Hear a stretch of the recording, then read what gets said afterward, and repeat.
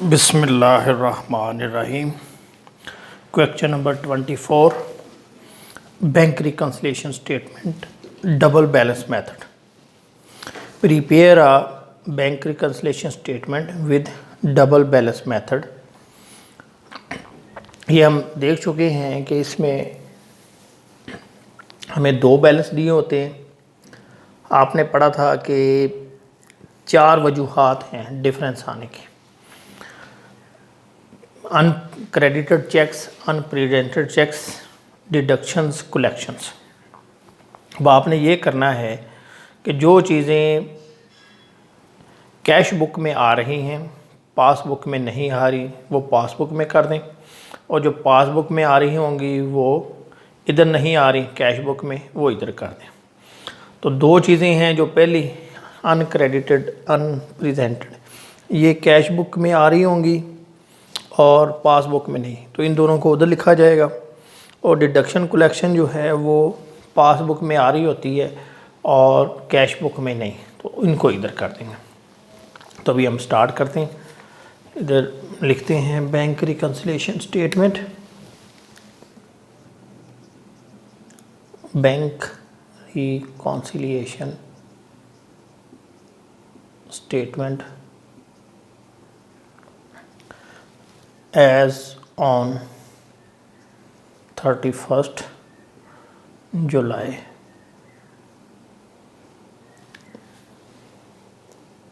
2017। तो इसमें आप ऐसे करें, इधर आप लिख दें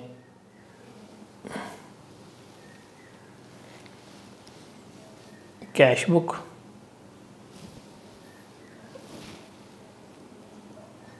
और इधर पासबुक या बैंक स्टेटमेंट। अब आप देखें अ ट्रेडर, कैश बुक का बैलेंस देखें। A trader has an overdraft of ₹10,000 as shown by the bank column of his cash book. इधर हम लिखेंगे balance as per cash book.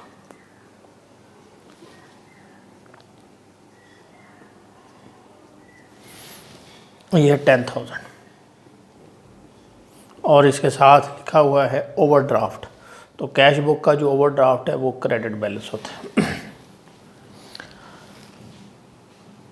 And overdraft as per bank statement, ये भी OD balance है लेकिन ये पासबुक का है 4920। तो आप इधर लिख दे बैलेंस एज पर पासबुक। अच्छा, अब ये जो बैलेंस है ओवरड्रान है, तो क्या है पासबुक का ओवरड्रान डेबिट बैलेंस होता है, ये हमने लिख दिया। अब हम देखेंगे कि कौन सी एंट्रियां जो हैं जो इधर आ रही हैं इधर नहीं, वो होंगी अनप्रेजेंटेड चेक्स। तो आप इसमें अनप्रेजेंटेड और uncredited. It is however discovered that checks of ₹1,000 deposited into the bank remained uncredited in the passbook up to this date। यानी 1,000 के जो चेक हैं जो हमने जमा कराए थे कैश बुक में लिखे गए लेकिन बैंक में अभी क्रेडिट नहीं हुए। अब इधर देख लें कि अगर डेबिट बैलेंस हो तो हम अनक्रेडिटेड चेक्स माइनस करते हैं, अनप्रेजेंटेड ऐड, और डिडक्शन माइनस और कलेक्शन ऐड। और अगर क्रेडिट बैलेंस हो तो ये अपोजिट हो जाता है। अब हम देख रहे हैं इस बुक को, पासबुक को, इसका बैलेंस कौन सा है डेबिट, तो हम इसको फॉलो करेंगे। पहले इसको मैं मिटा देता हूँ इधर से, पहले हम एक बुक कंप्लीट करते हैं। तो इसमें दो चीज़ें आनी हैं, अनक्रेडिटेड चेक्स और अनप्रेजेंटेड। तो अनक्रेडिटेड चेक्स हैं 1,000 रुपये, 1,000 अमाउंट के, ये माइनस होने हैं, तो मैं इधर लिख देता हूँ लेस अनक्रेडिटेड चेक्स।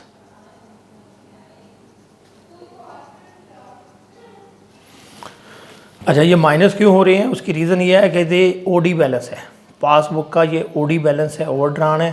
तो जब कस्टमर अपने चेक जमा कराएगा जो पैसे उसके आएंगे उससे उसका ये कर्जा जो है ओडी ये कम हो जाएगा, तो हम इसमें से ये माइनस कर दें। बैंक इन चेक्स को क्रेडिट करता है।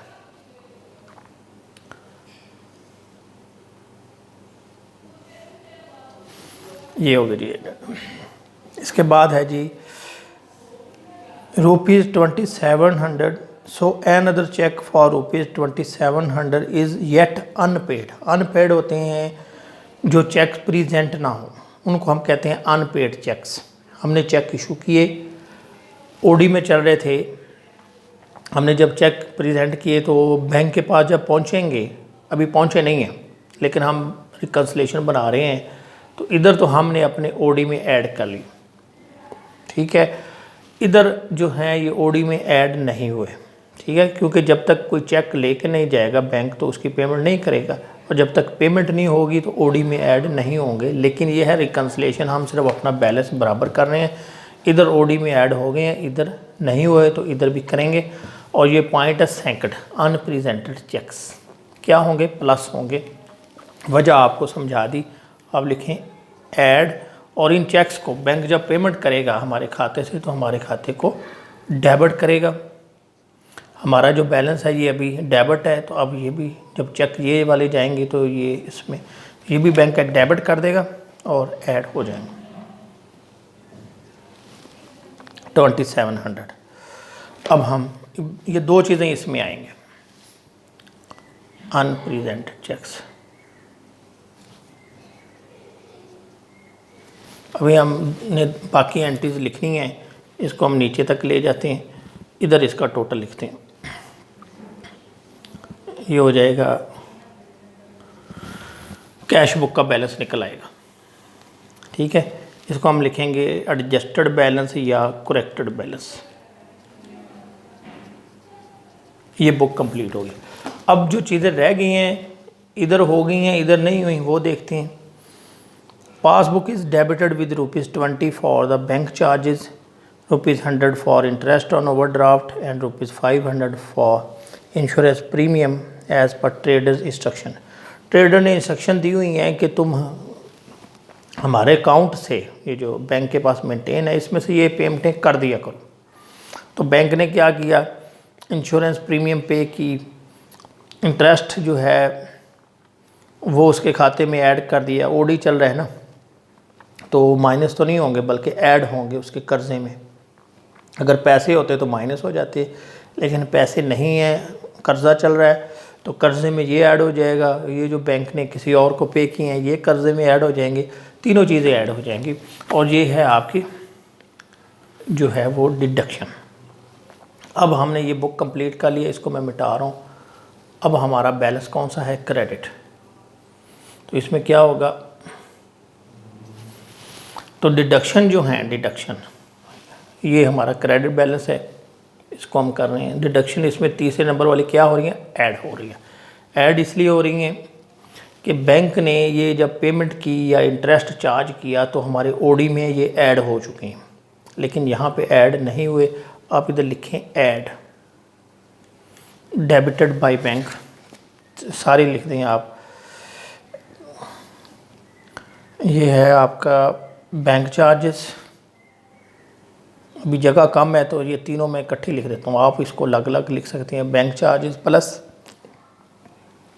Interest on overdraft plus insurance premium, ये तीन चीज़ें हैं, ठीक है जी। तो तीनों का आप टोटल करके भी इधर लिख सकते हैं, बाहर ले आए। ये 20, 100 और 500, तो ये हो जाएगा 620। ये हमारा क्रेडिट बैलेंस है, ठीक हो गया। और जो भी बैंक पैसे काटता है वो पासबुक में डेबिट देता है और हम इधर क्या करते हैं, क्रेडिट देते हैं। तो ये इसमें क्या हो जाएंगे, ऐड हो जाएंगे। क्रेडिट 10,620। लास्ट में है and credited with ₹4,000 directly deposited bye a customer of a trader. एक कस्टमर है, उसने ट्रेडर के अकाउंट में डायरेक्ट पैसे जमा करा दिए, ठीक है। तो इधर तो बैंक ने क्या किया कि हमारे खाते को क्रेडिट दे दिया जिससे ओडी कम हुआ। ये इधर जो इस ओडी में से जब पैसे वो हम ऐड करेंगे तो वो क्या हो जाएगा, ओडी का बैलेंस जो है हमारा कम हो जाएगा। यानी जब हम इधर अपने बैलेंस में लिखेंगे डेबिट साइड पे ये क्रेडिट बैलेंस चल रहा है, डेबिट पे लिखेंगे तो ये माइनस हो जाएगा। और ये कौन सा पॉइंट है, चौथा, कलेक्शंस, तो ये इधर से लिखा दे लेस डायरेक्ट डिपॉजिट।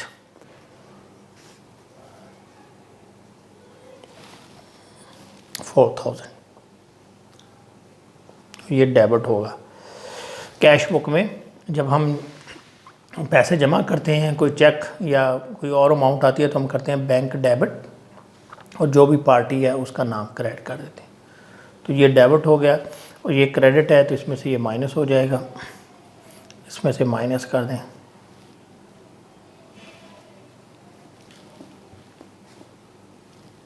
तो ये है जी आपका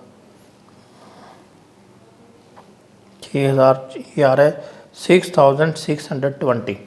अच्छा ये जो है ये इसको देख लें, 916 हाँ यहाँ पे टोटल गलत है, ये भी 6,620 आएगा। ठीक है, अब ये दोनों बुक का जो बैलेंस है ये बराबर हो गया, और ये आपका क्वेश्चन भी कंप्लीट हो गया। ठीक है, उम्मीद है आपको ये समझ आ गई होगी।